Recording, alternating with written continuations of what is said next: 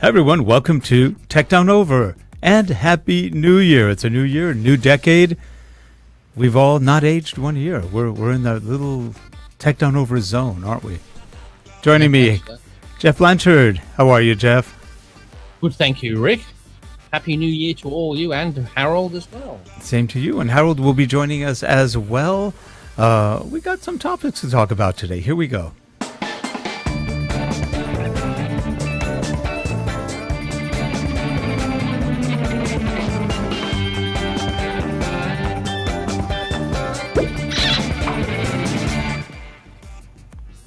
This show is sponsored by Relate Corporation at www.relate.com, your training and video partner.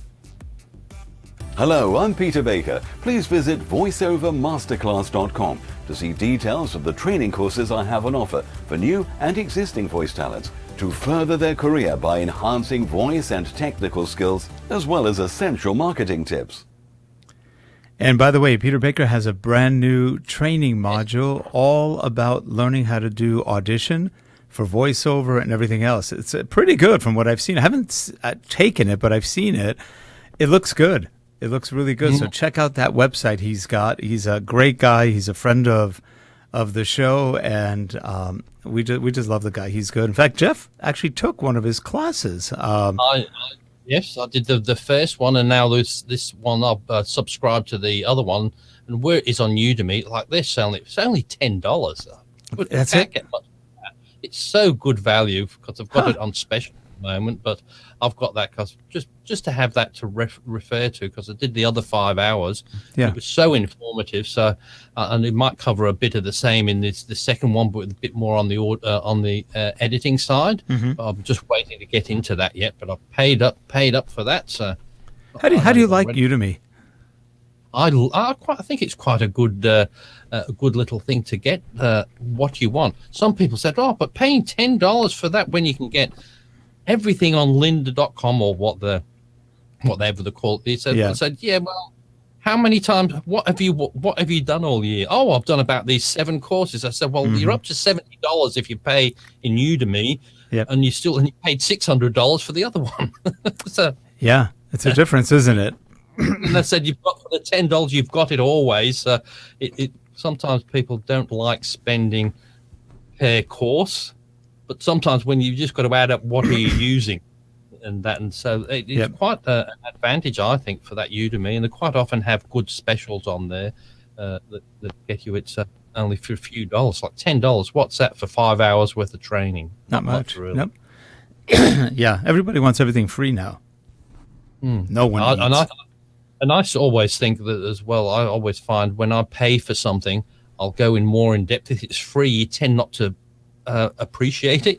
I'll do that. Right. Yeah, I can do that. But when you pay for it, I've spent my money. I'm going to get something out of this. Yeah, it's like when you got something free, you're thinking, I have other stuff that I paid for that I'd better be looking at first. I think we're going to put up some courses on Udemy, maybe as soon as next week.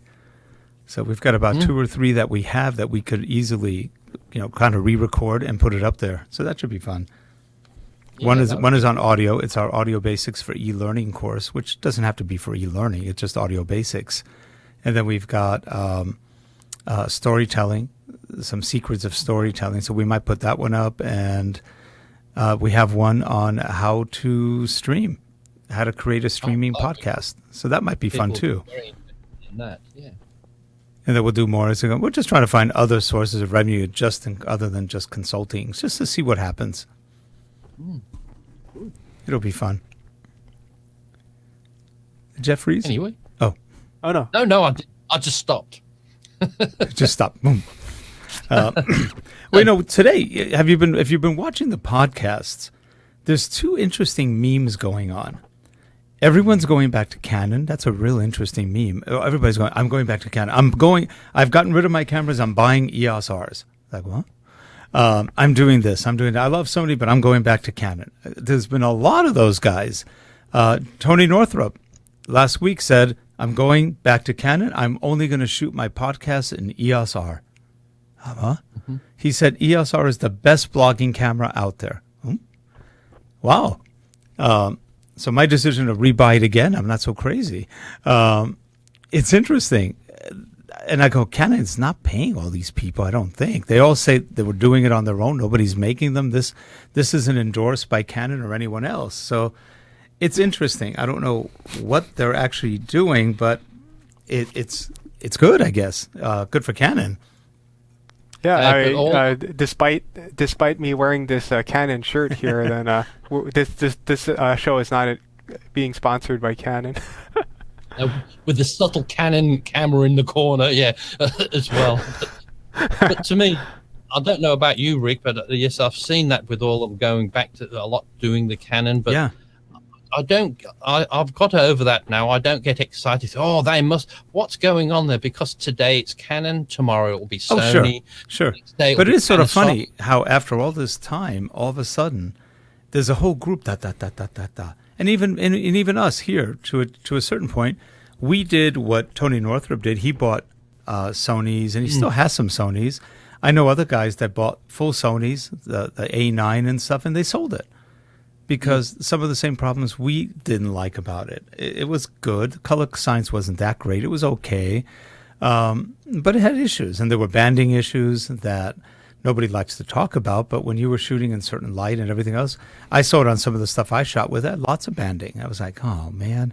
Because it kind of ruins your pictures. You can't really fix the banding anyway easily. And this thing right here, that is the Canon C200. We got that during the break, and we plan on using that with the XF705 for any of our corporate video, cinema work kind of stuff. We're going to be shooting a documentary in the near future with an eye doctor that I know, and we're going to film about the diseases he's treating and kind of what kind of innovation he's doing. So we decided we're going to probably shoot with these cameras and just have a little bit of fun with them. They're good cameras. Harold's been the one pretty much hands-on with the C200. What do you think about it so far?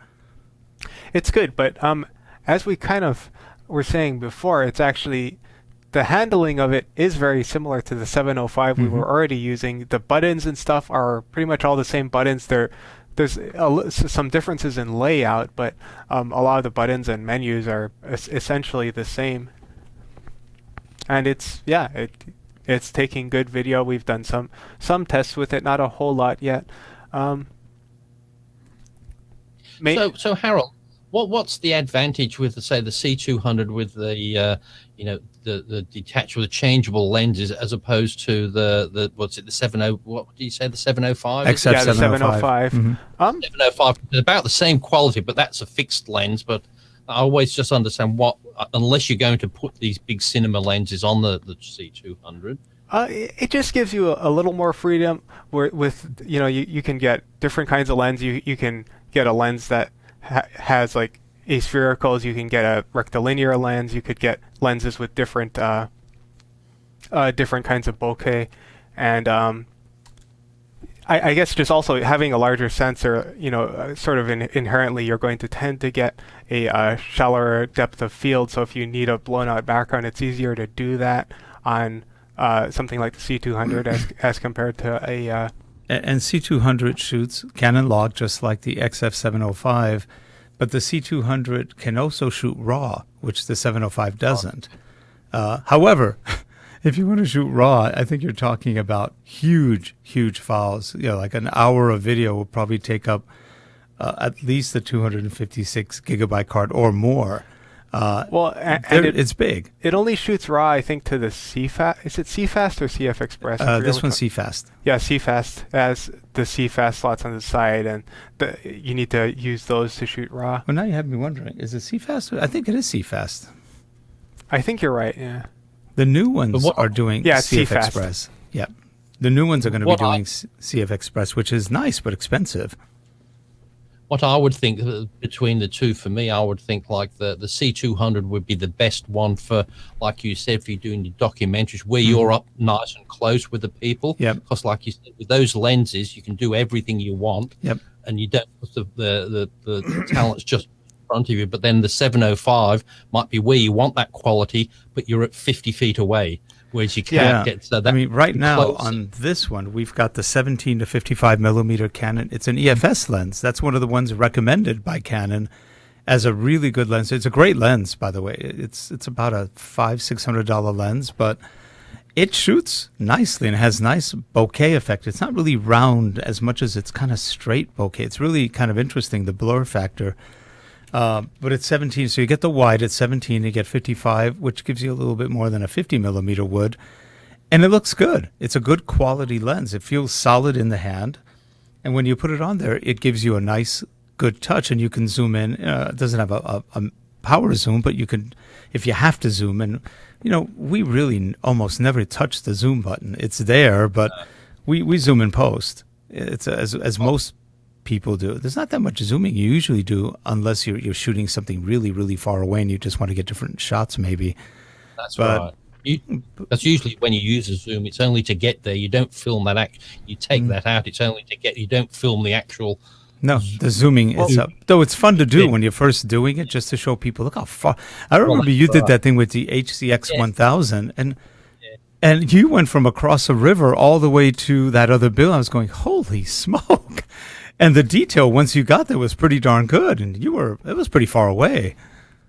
Because what's amazing me with a lot of the cameras now, like they've got the extenders where I think a lot of people get afraid when they hear the word digital zoom because that's woeful when it gets you 500%, but you can't see anything, which is ridiculous. But now a lot of the cameras have got what they call digital extending zoom.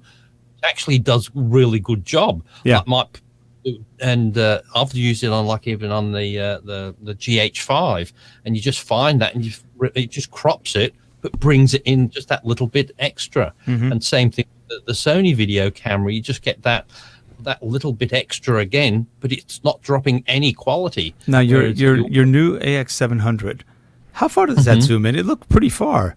It's an 18 times. 18 that's times. Good, and it's optical.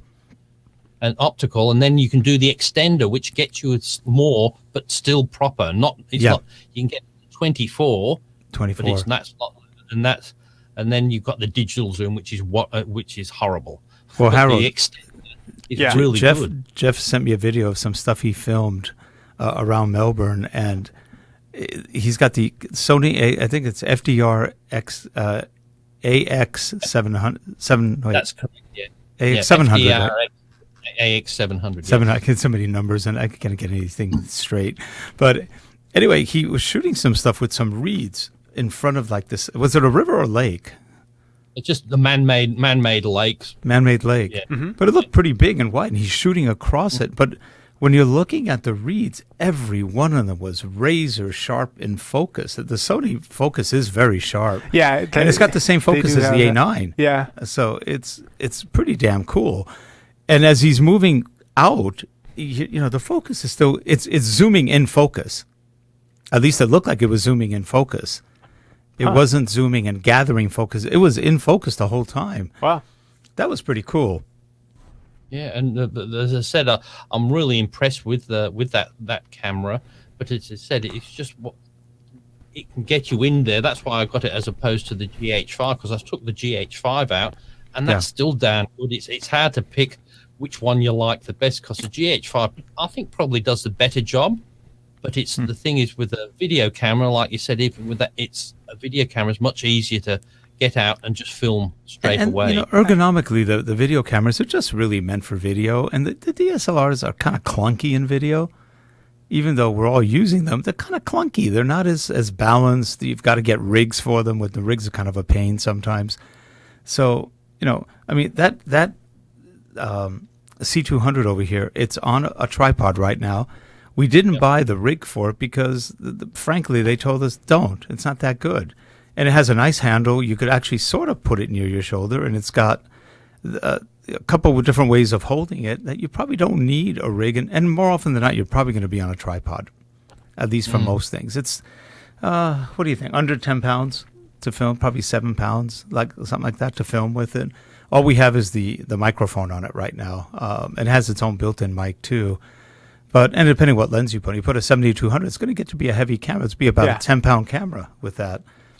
But even then, what I like, though, with those bigger, heavier cameras, like when you do have to do handheld, you tend to get a better shot because you've got something bigger, heavier to hold onto. Oh yeah, your feet go about 6 inches into the ground when you have it on. It's perfect. Whereas you have those smaller ones, and they're moving all around because you can. Whereas, like in the older days when the cameras were big and horrible, even if nothing moved because it was so sat on, because you couldn't move when you feel. But now, and the smaller they get, whereas these big ones, like the I think was the I was looking at the Sony one, the PXW 150 or something. Yes. The Z150, right? I think that was PSW Z150. That's the one you originally were looking at. I was looking at, but that's nice and big one. But one of the complaints, it's a big one, but it's still not big enough to put on your shoulder. It's just come. No, it's like your body. It's about the size of that Panasonic HCX 1000 you and I both had. Yeah. But it's nice. I saw it at Sammy. It's a little bigger, I think, than that one. Maybe a little, not a lot, but it had a good heft. It's I don't know, weighs like 7 pounds again, 6-7 pounds. I don't know. It's a nice camera. I almost got it, and then I said, no, I better not. So I would have got that as opposed to the AX700, because that's what I was looking at first. But $2,300 for the 700 as opposed to $5,200 for the 150. And when you look at it, the sensors are the same, and pretty much everything's the same. The quality you'll get apart from one of the codecs. Yeah, but it hasn't got the 3 rings. But what I miss, I can handle that on the other for that sort of price. Yeah, and I thought, but like you said, still I'd want it a little bit bigger than it was, so you can actually hand hold it and have it into your body. Whereas to hold that one, it was still a bit awkward. You couldn't hold it through the viewfinder and have it held back into your body to hold it steady. Did it have anything like a little bump for you to put your shoulder on, or no? No. Well, if you did there, you wouldn't be able to see it. Now the XF705, the Canon, does have like a little shoulder bump. That's bigger. Yeah. That's a bit better. And it's not too bad. It's a little bigger. I think it's a little heftier, but I've tried it. Now it changes the way you look at it. You have to kind of look only at the external monitor or an attachment, because you can't really look at the viewfinder when you've got it on your shoulder. The viewfinder's here on you now. And they said if you have it on your shoulder, you get the fan noise. I haven't noticed that. Did you get that? Did you notice that at all? Its fan is really not that loud. Not that bad. And okay. I would say that as far as the C200 versus the 705, what I find is that the 705, I think it's good for outdoor shots because you've got that convenient zoom. So anytime you need to zoom in a bit to frame things or anything like that, you can just do it right there. It's got the it's got the deeper depth of field, so that if you're getting some sort of landscape shot or something, like we were actually doing recently at at some places just around here. I think for that it's really kind of ideal. The C200 I think is really good. It's going to be really good for interviews, especially just because having that full frame sensor, it just gets you can blow out the background. It gets kind of a richer look when it comes to interviews a lot of time. Like I remember one of the shows that we did, one of the Life Ed shows we did before. Remember the Giovanni's one, the Beast for 13. It's like we got a really impressive shot going off the full frame. That was actually on the 5 DSLR, but we had that kind of as a that was the camera for Giovanni, the who we were interviewing in that episode. And yeah, I just think that like for interviews, the full frame, it gets you this different look that I'm not sure how people would describe it, perhaps more as like a cinematic look or something, but it's just you get better background separation. Well, it's interesting. Of all the shows we've ever done, period, and all the videos we've done, we've gotten more compliments on that Giovanni camera shoot. They all like that shot. It's interesting because we didn't think anything of it when we put the 5 DSLR. Just thought it would be a nice 1080 shot, and everybody said that was the best. He looked great. And I'm going to link that video below so that people can see what we're talking about. Yeah, we shot that with 2 cameras, with the 5 DSLR, and the other one was the XC10, Canon XC10, which is like a mini C100, I guess. It's really similar. It's got that little revolving gripper, But that wasn't a great camera. It was okay. It didn't shoot the best stuff out of it. It was clean, but it wasn't our favorite. Yeah, the grip was actually very similar to what's on the C200 right there. Yeah, real similar. It was a little smaller, but it was along the same lines that you could actually angle the camera, through the grip. But I think that just had, like Harold said, that full frame sensor made all the difference in the world to what came out. And we were actually shocked. We went, wow, it did look good. Jeez. So yeah, I mean, I really think that both the 705 and the C200, they both take very good video. Maybe each of them excels slightly more at different things. Yeah. Yeah, but if everybody has a look at that Giovanni interview, it's just, I just don't know what it is about it, Rick. But when you look at the colors, just how it just looks so nice. And it's so different to everything else. And like you said, when you look at it, there's nothing else that matches up with it. And you think, what is it about it? But it's just so clean. But the colors, it's a texture, the colors. We were surprised. It looks so real, like not oversaturated. It just looks perfect. I watched it again, just not listening to Giovanni New, but just looking at all the pictures, watching it closely because it was so good. Yeah, we just got lucky on that one because it wasn't by intent. We just had the camera and said, let's use it. And then as we use it, went, that actually looked good. Wow. So isn't that the thing that happens a lot in life? You hanker down, do everything as perfect as possible to make it the best thing out, and something you just did on the fly that you didn't expect does the best. Yeah, you didn't even care. But it's like me when I want to do an audio recording, a voiceover. I'll sit here, read it, and have a practice and do it all perfectly and everything. Once you get ready and sit down and hit the record button, you stop. But isn't it horrible? Why don't you just record roughly and just record everything? Then you get everything, but you don't. I'll have a practice first. Now I'll record it. But you know what? I think the more and more you get used to talking on a mic for anything, then that goes away. Because I had the same problems. Every time I was going to record something for real, I stopped making mistakes. It's like, because I'm thinking I'm recording for real now. Yes. When you're playing around and having a good time, then you're not thinking about it. Yeah, and it's like, I think there's that thought that you're going to start doing it now, then your body suddenly starts pumping blood in a different way. It dries up your throat. And yeah, it's just sort of funny. Now another... Go ahead, Jeff. The funny thing is, when you do that and you think you've made a mistake, you go back and listen to it and you haven't. You're just convinced you're not doing it right. Yeah, and you go, darn, I did 14 takes and the first one was perfect. Right, that's right. But you get to the last one, you think the first one was okay anyway. I know. It is sort of funny. And I don't like to talk and monitor myself. It bothers me. I feel like I'm hearing myself and it slows me down. Even here, I can do it, but I don't really hear that much other than other people. I don't hear myself in the echo. We're not feeding the signal back into our headsets of ourselves, but if not, it's a real pain to hear yourself. You have to really just grow to ignore it because it's... I still do, and I've got used to it. And the only reason I do, because I'm like you, it'd be nice not to, but with the headphones and monitoring yourself, sometimes you can hear things that you don't want to go into recording. And so I stopped doing that, but then things kept sneaking into the recording. You might have slightly tapped the microphone stand or something. You hear it. Oh, I'll say that. Oh, you can hear a slight car in the background, a humming of somebody out there, and do that. But that's the only reason I fruit bat do screaming. That's right. Yeah. Another topic that we were talking about is, and this is something that Ken Wheeler brought up this week, and he's very right. It's, this whole war between mirrorless and DSLR. Well, frankly, the only war is whether you have an electronic viewfinder or not. Because all Canons, as soon as you go into live view, are mirrorless. People forget that. A lot of DSLRs, once you raise that mirror, you're mirrorless. It's no different.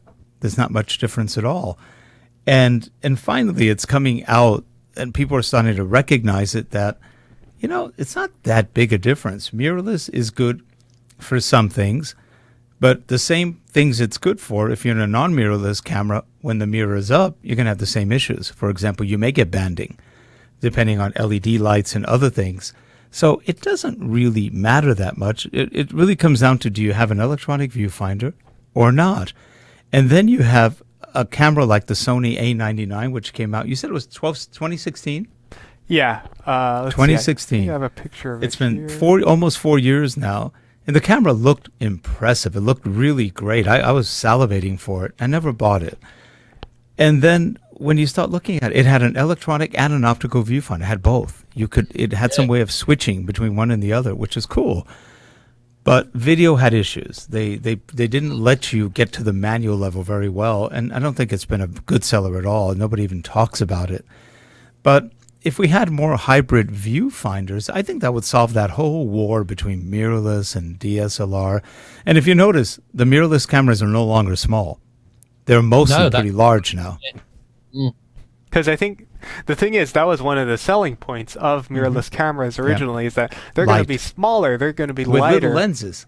But then, but then the thing is, people realize they're taking video with mirrorless cameras, and what do you need when you're taking video? Stability. And what gives you stability? Heavy.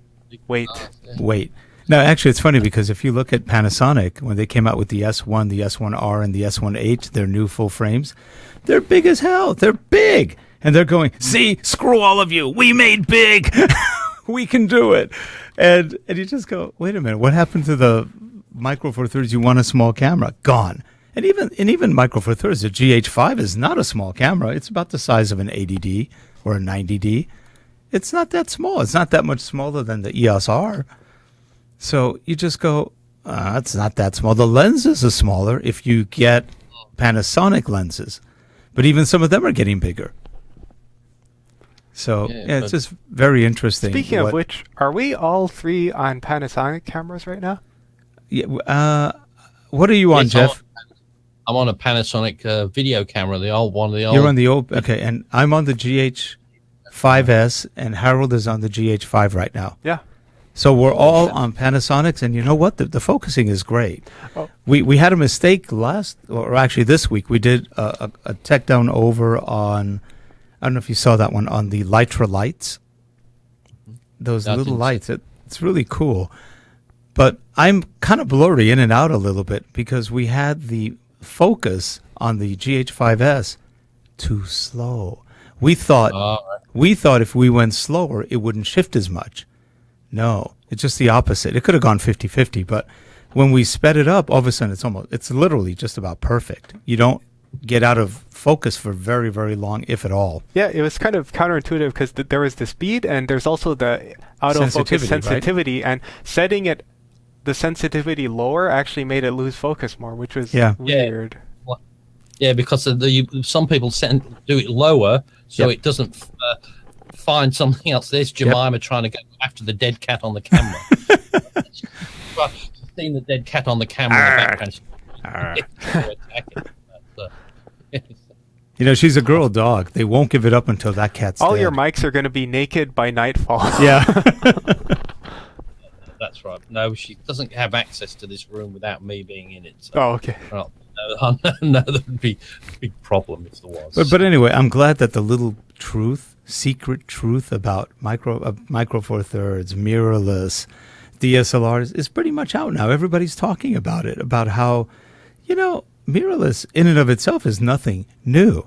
It's been around for a decade or more. And, here we are, whether it's mirrorless or a DSLR, they're both the same in terms of when you go into live view. No difference. The only difference, I guess, in the true mirrorless without a DSLR component or mirror is that you have an electronic viewfinder. Though on the Sony A9, that has a mechanical shutter as well as so I guess they just use a mechanical shutter on their camera versus strictly a mirrorless shutter. So kind of interesting.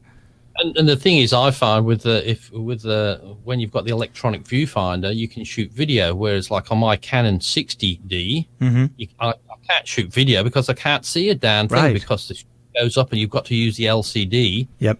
And in the open, you just can't see a damn thing. No. Whereas you need to. You have to either buy a Zagudo Z finder or put some sort of big hood man on so you can see it. Yeah, but that was one of the things I'd like with that new Sony. I've got the FDR AX700. I can actually see the LCD panel outside, which I've never been able to do with it's really bright. Canon. It's really good, so you can see it. It's not super duper for accurate focus, but you can actually see the image and frame it properly. Whereas on most of the other, like this Panasonic I'm using now, that was one of the only few cameras I could see outside. And even that HCX 1000 we both had wasn't that good outside. Yeah, it wasn't that bright.